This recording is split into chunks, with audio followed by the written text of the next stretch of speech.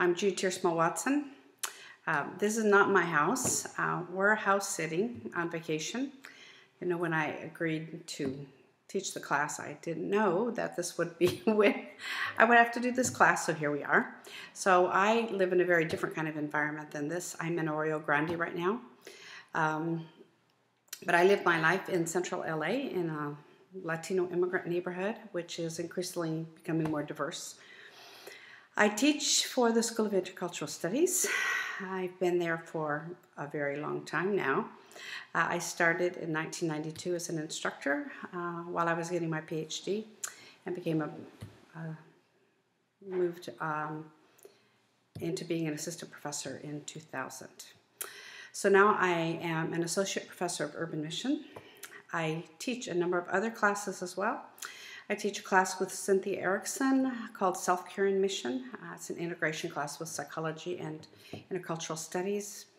I've taught the spiritual traditions and practices class a number of times. That was a core class in the curriculum we just had before this new one. And before that, I taught a spirituality and mission class for the School of Intercultural Studies. So I'm very interested in the issues related to formation and spirituality and how God calls us and how we respond to the voice of God, specifically in an urban context. So I would call myself an urban contemplative, although I'm a naturalist at heart, and so that's something I'm always navigating. My special joys and interests are related to my life in central LA. I'm part of Interchange. We're a Christian order among the poor. It's a joy to be a part of Interchange and to walk with a group of people who are committed to the same values and commitments I have in terms of living our lives alongside those in the world who have less resources. One of my big interests in that area, what does it mean to live a life that's sustainable in the midst of in the hard places. So I wrote a toolkit for the Fuller Youth Institute. I'm on the executive committee there, called Sabbath Rest in a 24/7 City. So that's a lot of where my interest lies right now.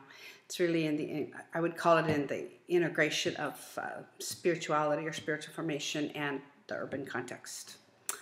The other great joys in my life are I have 3 grandkids. They're children of Chris and Roxy, who are children from my life in LA, my LA family, my spiritual adoption family. And so Lance is 10, Emmanuel's turning 3, and the little girl is named Baby Jude after me. So that's a great joy. I have a lot of thoughts on call and how God has called me over the years, but I'll say just a word about my call to LA, because LA was the never of my life.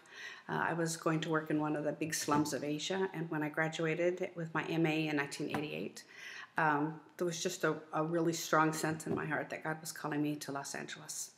And God knew what I couldn't have known, that it would become one of the great joys of my life, to live my life not just for a few years in LA, but now for over, 25, 26, 27 years.